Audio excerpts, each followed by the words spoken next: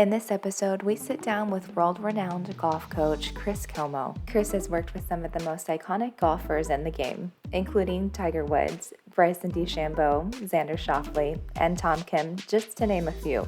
He's known for his deeply individualized coaching style and integration of science, movement, and mindset. He founded the Como Coaching Golf Academy in Dallas, and he's hosted shows like Como Concepts and Swing Expedition. In this episode, we'll explore what it really takes to connect to a student and how he communicates complex ideas in a way that actually sticks. We'll also dive a little bit more into the mental and physical states of human performance. And through that, we get to hear more about Chris's personal habits and maybe some surprising nutrition takes. Join me in the conversation as we dive into how coaches and people can build connections and get their point across to help each other. Well, welcome back to the Meaningful Topics podcast, where we dive into golf, growth, and the overall human experience. I'm Ms.SwagGolf, your host, and I'm absolutely honored to be actually in his studio today. Chris Como is with us today and going to share some amazing insight. He is a legend. Thank you, Chris, for being with us today. Thanks for having me. So when I say he's a legend, I'm really not exaggerating. We can spend the entire podcast, honestly, laying out his resume, his success in the golf space, but I'd rather dive into a few specific things because I've been listening to some of your productions, some other podcasts you've been on. And I have my phone out today because I actually wrote down quite a few quotes that I think are really powerful in your perspective with coaching. So specifically in the mental game and how you approach it. I have my phone. I'm going to make sure I don't. Yeah, I did. Really. I'm going to quote it back to you and see what we can dive in a little bit more to these. It wasn't me. I didn't say that. No, I think it was. And actually, it's funny you say that because the first thing I wanted to mention was just your humility. And every episode I've listened to, you really approach it with such a humble perspective, but you've even mentioned in your coaching, you come into a lesson and take on a new student with you said, a healthy dose of fear. Which I think that just displays a level of humility and wanting to be really curious about your student and not make assumptions. Which I think is a really speaks to your character, first off. But then secondly, is a higher level of coming into a situation as a human being that's taking in the whole environment, but also as a really experienced coach. I mean, it's maybe a little bit of semantics, like whether you call it fear or, and it's like, it's not like humility in the sense of like, oh, stay humble. It's like, to me, it's like strategically a very sort of real perspective. I look at it as like, we're dealing with incomplete information. We're dealing with these puzzles of like, if I'm working with a tour guy and, I'm trying to get him to whatever goals, not just a tour guy, any player really, you don't know kind of like everything that's going to be at play. You don't even know exactly what's like the best direction to go swing-wise on the front end. I think that evolves as you spend more time with them.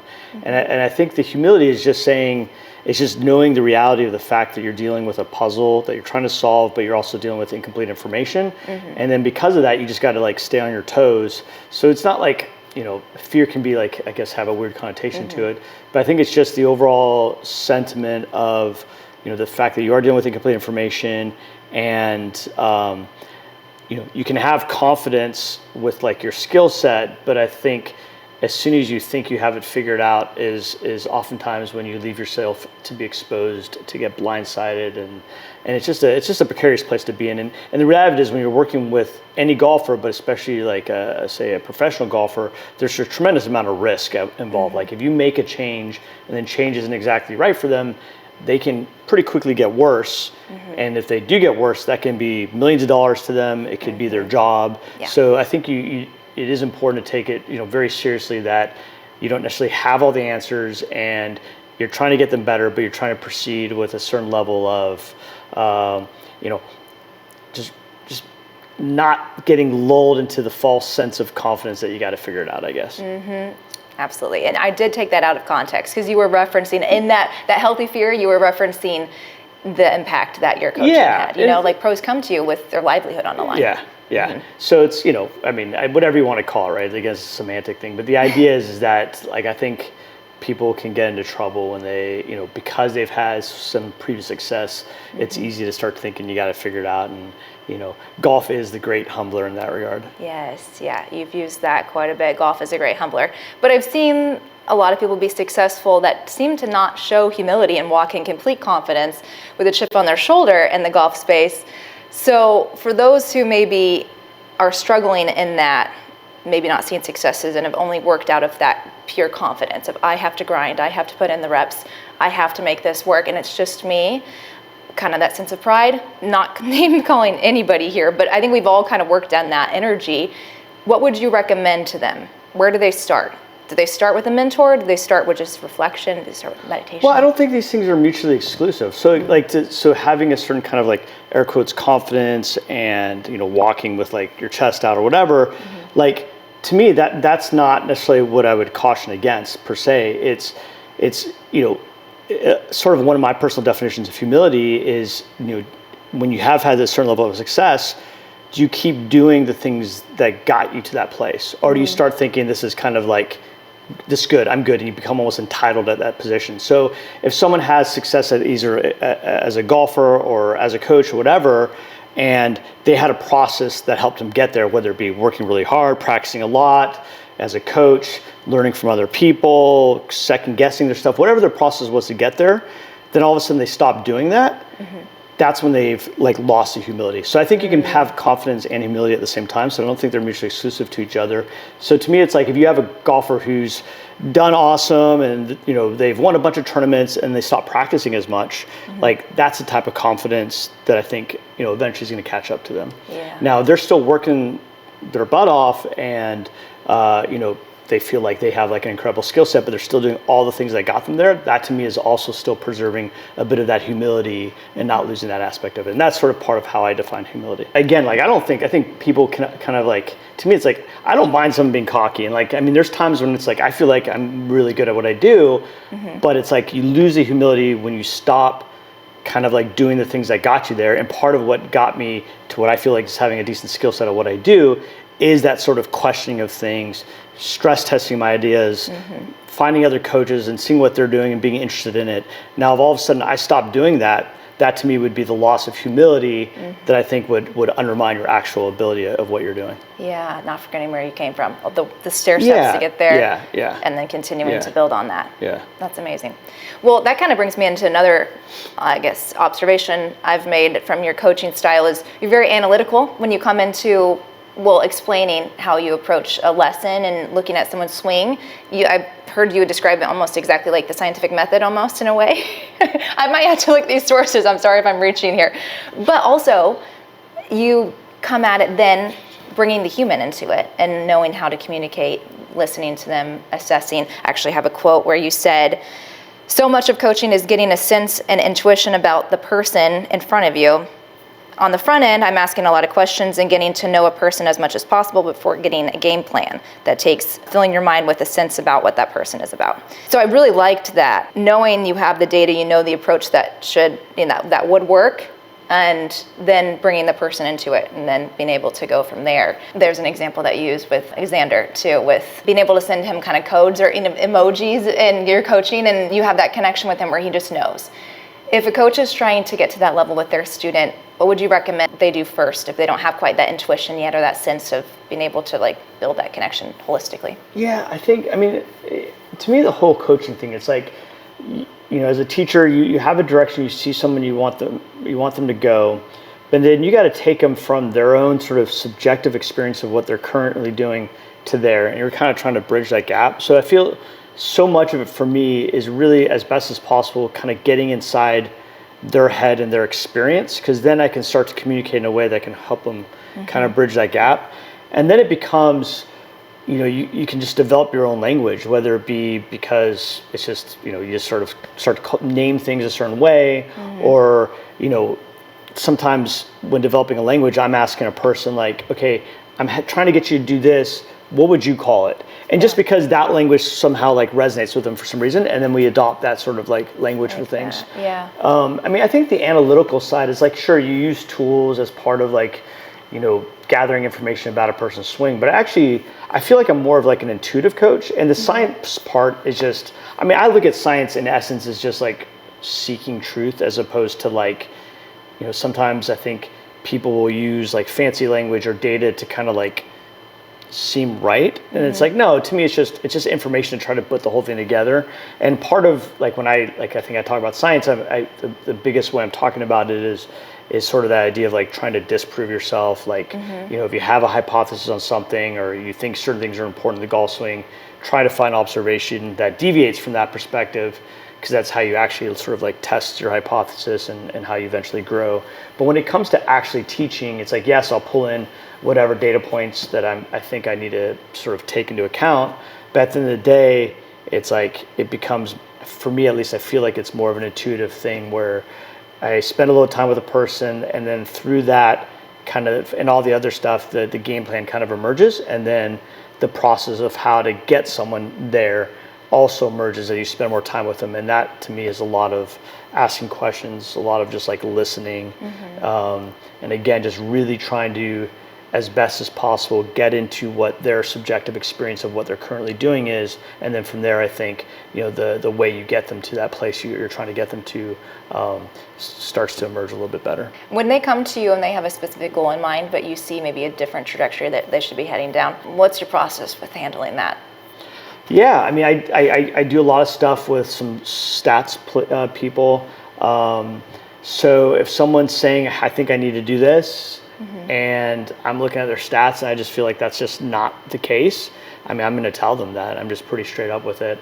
I've had situations where I've turned down clients because, they're coming to me to maybe do some swing stuff, and it's like, that's not what you need to do. You need to improve your whatever it is, right? So, I definitely have sort of like a statistic aspect of it to kind of really say, okay, here's where the weaknesses are in the game, or here's maybe a potential for having a significant gain, or the low-hanging fruit, or whatever it is. So that's definitely a process of it. And if someone's coming to me and they think one part is what they need to do, but they're really trying to get water from a turnip type of thing, and they have another part that's like just like a huge leak in their game, it's like I'm going to be very straightforward with that. You have like one of the leading voices in golf instruction, and if not the most respected, I think, because of partly your approach to the intuition, the humility, questioning, and then data backing as well. Like you've done so much in the space. I'm just envisioning a lot of coaches that are early in their career look up to you as a mentor. Yeah. And part of why I started this podcast, honestly, was to find strategies and tools to help people kind of bridge the gap in building connection and relationship. Yeah. It's kind of lacking in our society today. Sure. So these young coaches that are reading from textbooks get out in front of someone and aren't sure how to build that connection. What do you have a strategy for them?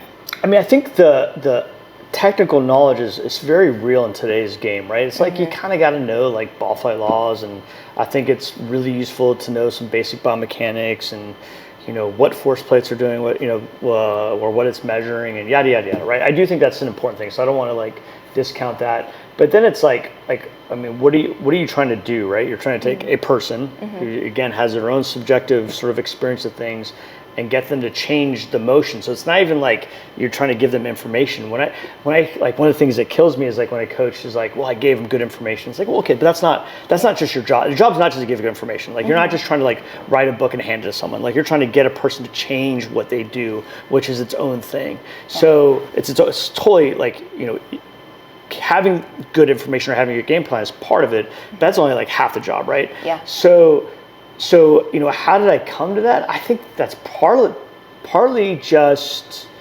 that's just experience, right? Like watching a bunch of people teach, giving a bunch of lessons for myself.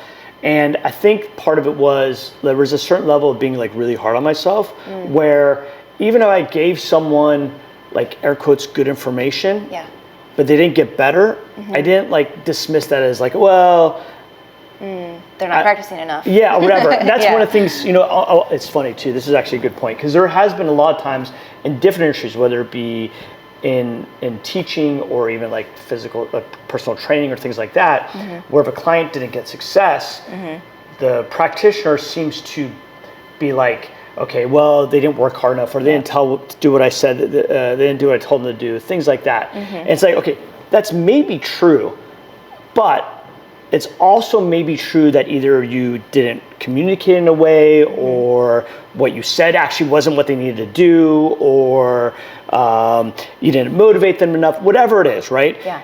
so since we don't really know the truthness of all that and the mixture of all that and how that, sort of relates to the outcome, I've always felt like it was better to put the blame on myself, because if I dismiss it and say it's on the student, I've missed an opportunity to learn. Whereas if I put it on myself and I go, okay, because I've had tons of failures, right? So if I put it on myself and I say, where did I go wrong that I couldn't get this person to do what I wanted them to do? At least there's an opportunity to learn. And I think, looking at your own work through that lens, it just gives you an opportunity to really kind of like sharpen your craft over time. So I do feel like that's, and like you got to be able to stomach your own sort of like, again, this is where you separate it. And I don't think you can still have confidence and still be your own sort of harshest critic in that professional sense, but still like, give yourself like, love for like when you mess up or whatever. So they can both be true at the same time type of thing. Definitely. I mean, celebrating the journey, celebrating the growth, and the lessons learned along the way is like, well, that's what we live for. I mean, hopefully. So then in tournament settings, because you do travel with your pros, the pros that you travel with, if they have a rough day out on the course, what do you do to kind of help them mentally? Or do you give them their space? I'm sure it's different for each one, but if there's kind of a routine that you go through, I'd love to hear it. I give them honey for bears ice cream. It fixes all the problems. Really? No, That's the key. There's actually like a kind of a thing on tour, like a handful of us are in love with like this like ice cream that's so good. So okay. I have to go get it. It's got the best. Secret. It's got the best ingredients on it. It's like grass-fed milk, grass-fed cream, sweetened with raw honey, no gums. It's super clean. So that's great. It makes all the bad days a little better. But I'm actually lobbying for a sponsorship with Honey for Bears. There we go. I always try to throw something in there. It was going to be the seltzer water, but that's better actually. I just want free ice cream for life. So that's great. It's individual to the person, right? Like, I mean, I don't go to every event, and I definitely don't go to every event for the whole week. But like, if someone misses the cut, or I try to actually I'm in communication with guys pretty consistently, even if I'm not at a tournament. And I kind of just, to me, it's like I try to have like a long run view of these things. So like golf's a highly volatile game. So if someone has a bad week, if they miss a cut or they don't play good, it's like, okay, we got to get back on the horse and like do it again. So I'll check in with people, and I kind of say the same thing regardless if they play good or bad. It's just like, how'd it go? Give me some feedback, right? So I try not to, personally get too up and downs with the sort of the natural swings of golf. And I think in general, I try to like communicate that also with the players that like, look, we got the game plan, just sort of stick to it. The ups and downs are going to happen. Doesn't mean you don't have sort of like, empathy for a tough day at work or whatever. But at the end of the day, it's also just knowing that golf's a highly volatile game, and this happens, and let's get up tomorrow and see what we can do to kind of keep on the path of getting better. Right. Everybody has dealt with golf being a volatile game. Yeah. So that what you're doing is interesting that you say that it normalizes the experience for everyone, and people are able then to move forward productively from it. Yeah. It's I mean, there's a lot of if you look at golf, to me, it's very similar to games like poker or investing, or there's just a lot of volatility to it. It's like you got to, to a certain extent, kind of say, do I have the right game plan? Am I sort of making the right day-to-day kind of choices to get better or perform as good as I can? And then in the short run, you don't get too caught up into like the day-to-day swings of it, as long as that overall long-run trajectory is in the right direction. But then at the same time, you do have intervals where you reflect on, am I doing the right thing? And then if you're not, you can kind of reevaluate or adjust your strategy or whatever. So I think to me it's a little bit of like, you kind of go through those sort of phases of, here's the game plan, have a certain level of stoicism in executing that game plan for a window of time. And then once you have a big enough sample to say, hey, look, is our game plan really yielding the results? Because if you have a big enough sample, it's like, if you're not trending in the right direction, you got to reevaluate. And then you pick a window of time to reevaluate, adjust your game plan if you need to, and then you kind of rinse and repeat type of thing. Yeah, definitely interesting. Using that data, though, as concrete evidence to move forward and set your goals. Yeah. Funny you brought up poker, though, because I did read that you kind of started your career with your poker game, kind of funding, I should say, your golf coaching career. That's pretty fun. And I've heard of quite a few golfers actually are pretty good at poker. Yeah. Do you see some parallels? Yeah, big time, I think. I think the psychology of poker and the psychology of golf are really similar. Okay. Because there is it's the whole idea of like, how do you handle volatility? How do you have a certain level of self-awareness of your game, your ability to sort of like really analyze your game and say, is my overall approach yielding the results I want to. But then in the moment, you can't really be kind of second guessing in that regard. You kind of just have to try to execute. Yeah. So it's sort of this dance between that self-reflection, augmenting your overall approach, potentially changing strategies. But then when you zoom in and you hit a shot or play a hand or whatever it is, you do have to like go into it with confidence, knowing you did your diligence to get you to that place to, you know, do as good as you can right now. But then at intervals, step away and kind of like analyze your game a bit. Yeah, very neat. Well, I might have to pick up poker now Yeah. just to help my golf game. Yeah. But it does seem like you're using data to support mental, which I think is really analytical and helpful, like poker as well, right? Kind of those parallels of being able to see the cards, know what you can control. I would say like there's instances where I feel like a certain statistical thing can like, you know, for example, like, you know, last year, beginning of the year, Xander, you know, was leading the players going to Sunday. Scotty shot whatever, won the tournament. Wells Fargo, similar thing. And there's a little bit of like, okay, you know, is there any sort of like course management or anything that needs to be done differently on Sunday? And you look into the data and it's like, no, nothing. Like it's just like everything. It was the Sunday scoring average. Everything was exactly where it needed to be. Yeah. Just variance. And then sometimes like just knowing that can like, you know, be a little bit of like a confidence booster, right? So it's like, what should it? What, you know, what's the answer? The answer is keep doing what you're doing, right? So there's times when I think that some stats can be encouraging to someone. It's like, oh, like if someone's a little bit down, like, oh man, you know, you're really getting better with this or whatever. So I don't think it's using stats as part of the psychology. I guess, I don't know. I wouldn't say it like that per se, but there are times you can sort of use them as like whatever, a talking point. Golf has a lot of variables that we can't control too, such as weather, conditions of the course, things that might be hard to bring data into in some cases. So have you noticed or faith-based strength in some of your players that feel like I'm doing everything I can, I'm letting the rest be released to the golf gods, if you will, or whatever religion they lean into? Have you seen that as a strength on the course? In terms of the faith aspect of it, I've kind of seen people all over the place, to be honest. Like I've seen high performers that have, you know, a belief of, you know, everything that happens for a reason, which is, you know, very much like a God's will type of like philosophy. You know, I've had other players that are like, you know, it's all under my control, which is its own sort of like philosophy. You know, obviously people who have faith in specific religions or religion.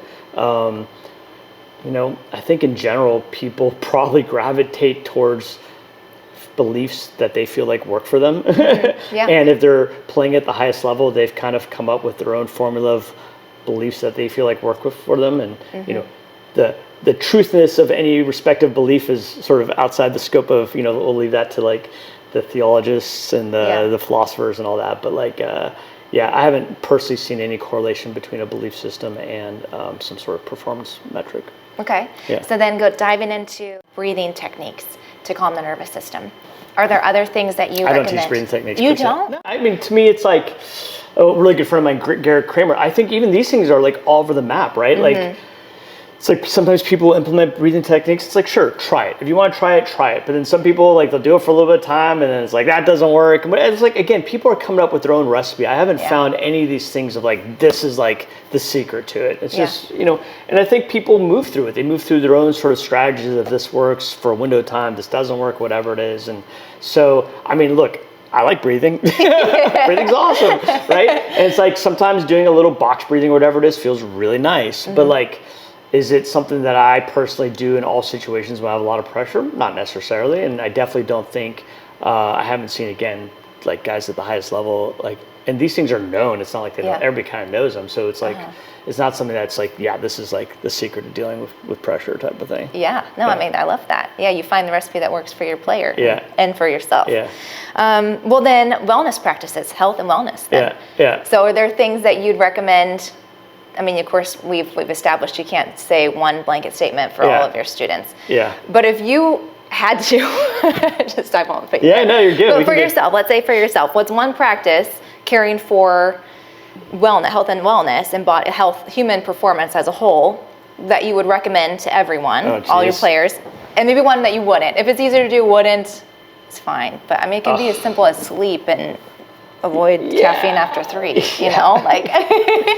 I mean, obviously sleep's probably like, seems like it's the biggest one. I mean, Yeah. most of the stuff I would do, I would not recommend to people because I kind of, it's sort of like my own personal like hobby, and I love doing just stuff. Like I've done like fasts, you know, but pretty big fasts, and I'll try weird stuff or whatever, and I'm always trying like a new weird diet, but that's just more of like my own, like just for fun. Okay.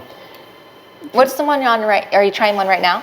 You don't want to know. No, I kind of want to know. Right Everyone wants to know. You don't have to say it. I'm eating all raw. Oh. Yeah. I've heard of that one. Yeah, but it's like all raw carnivore. Yeah. So every type of meat, or just stick with the few that you're now? Yeah, so basically my routine right now is morning I do, and people are gonna be like, you're crazy, you're gonna get sick. So like I get raw milk from a local farm. Okay. For breakfast, blender raw milk, 2 raw eggs, and 3 tablespoons of raw butter, a little bit of raw honey, blend it up. That's breakfast.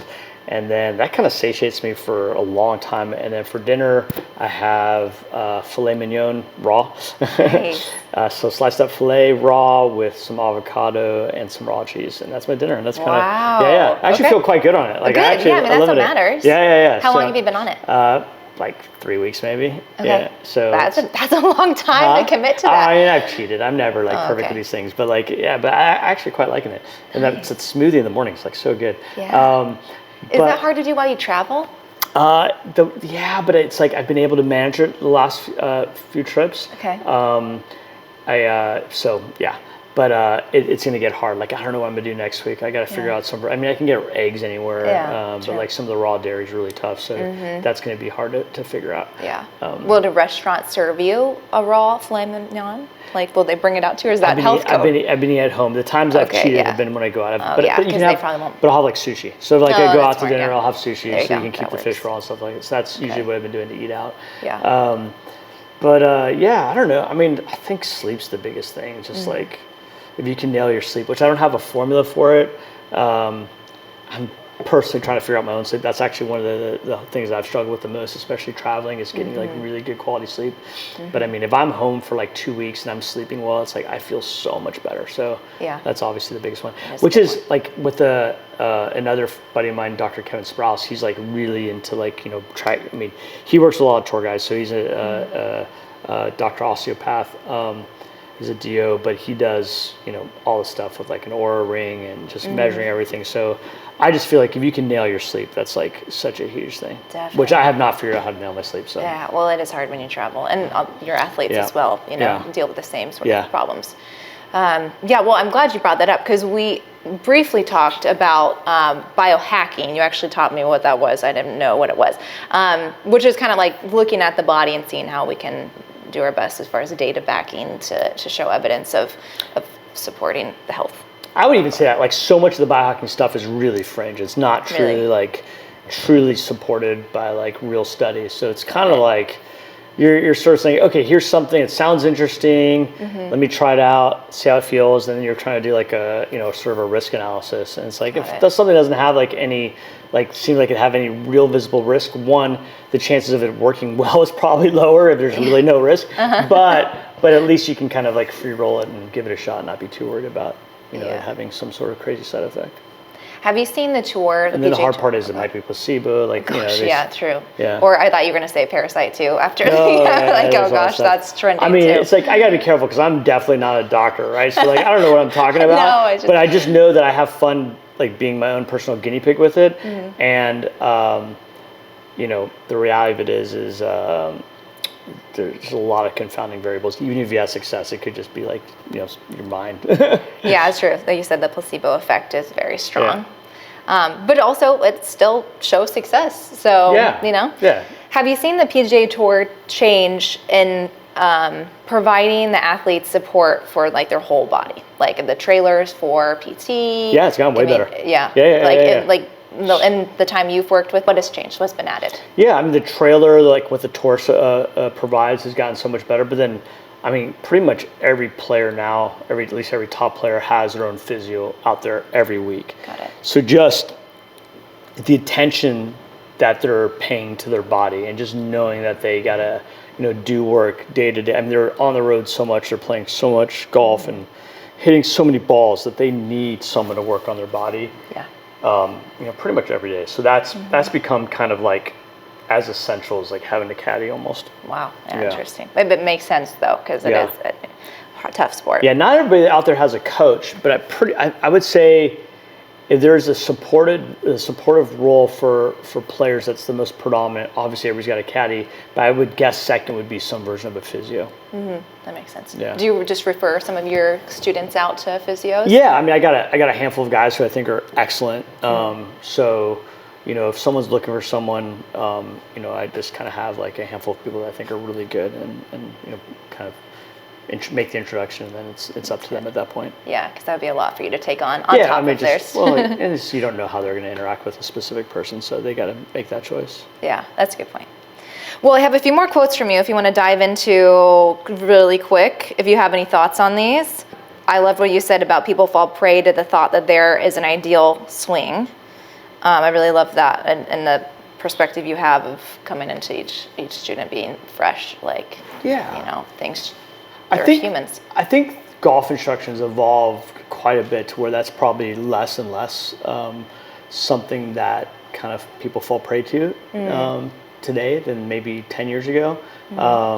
Again, like I think at the highest level, it's like if someone, when I say the highest level, like a high level, like a kind of a bird's eye view of things, like if someone's like, I think this should happen in a golf swing, whatever that is. To me, it's like, okay, can you work hard to find a person who performs really well that doesn't do that? Because then it's like, well, that doesn't have to happen. And you start to I think evolve your understanding of what really makes things work in a golf swing, and you don't get kind of too sort of rigid on your views of it's got to look like this or this has got to happen, whatever it is. So, I think the idea of a perfect swing's not really that predominant anymore, but I still see people, post things where they feel like, oh, this needs to happen, or this is really important, or they'll show a handful of the best people of all time, like the top 5 golfers of all time doing something, and they use that to support their argument.